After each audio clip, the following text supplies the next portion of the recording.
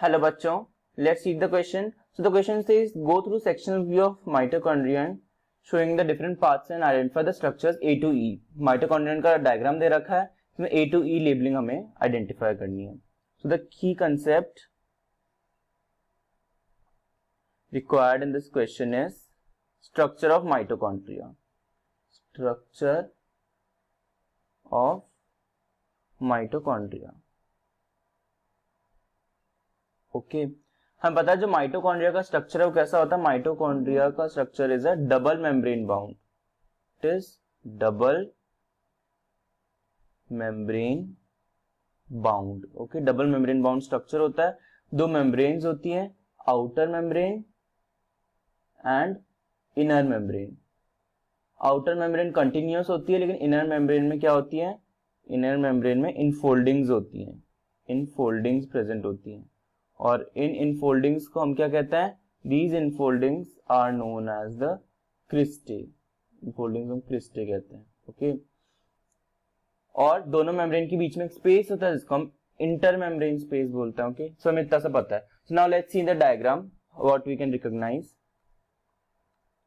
Option A जो labelling ए है that is ये बता रहा है बाहर एक स्ट्रक्चर है जो माइटोकॉन्ड्रिया कवर कर रहा है. बाहर का जो स्ट्रक्चर होगा that would be the outer membrane. So A किसको बता रहा है, A is representing outer membrane.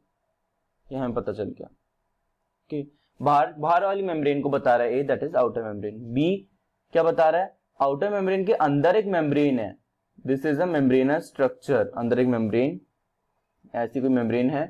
So outer membrane के अंदर कौन सी मेम्ब्रेन होती है, और इस मेम्ब्रेन में ऐसी इनफोल्डिंग्स भी हैं, इस मेम्ब्रेन में. सो इनफोल्डिंग वाली मेम्ब्रेन कौन सी होगी, तो B is representing the inner membrane. B किसको बता रहा है, इनर मेम्ब्रेन. ये तो हमें आइडेंटिफाई हो गया. Okay, so now let's C.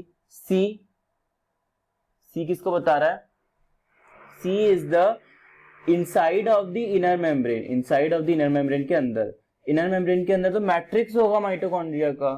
Inner membrane के अंदर तो मैट्रिक्स है. So C represents the matrix of mitochondria. C is representing matrix of mitochondria. Okay, let's see option D. Option D is space को बता रहा है, दोनों मेम्ब्रेन के बीच की स्पेस को.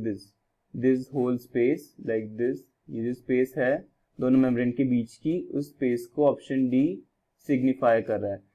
दोनों मेम्ब्रेन के बीच की स्पेस को हम क्या बोलते हैं, that is the inter membrane space. So D signifies the inter membrane space. D किसको बता रहा है, इंटर मेम्ब्रेन स्पेस को बता रहा है.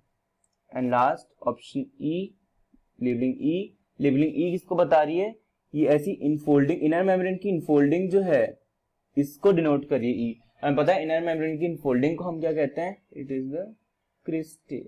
What is cristae, cristae is infolding of, इसकी इनफोल्डिंग होती है आउटर मेम्ब्रेन की, इनर मेम्ब्रेन की, यस इनर मेम्ब्रेन की, inner membrane, infolding of inner membrane. So हमें ए टू ई तक सारे स्ट्रक्चर अच्छे से पता है. हमें माइटोकॉन्ड्रिया का स्ट्रक्चर पता है, तो हमें ये लेबलिंग्स भी आइडेंटिफाई करना बहुत इजी होता है. So now let's see in the question what the question says. A is the outer membrane. Okay, A outer membrane, A outer membrane, A outer membrane and A is outer. Okay, B is the inner membrane. So B is the inner membrane, हम पता है. C is what? C is matrix. C is matrix. C intermembrane space हो नहीं सकता. C is matrix. Okay. C crista हो नहीं सकता. What is D? D is the intermembrane space. D is intermembrane space. D is not crista. And E signifies the crista. Okay. E is the crista. So option A are the correct labeling for this question. So I hope this answered your doubt and the concept is now clear. Best of luck.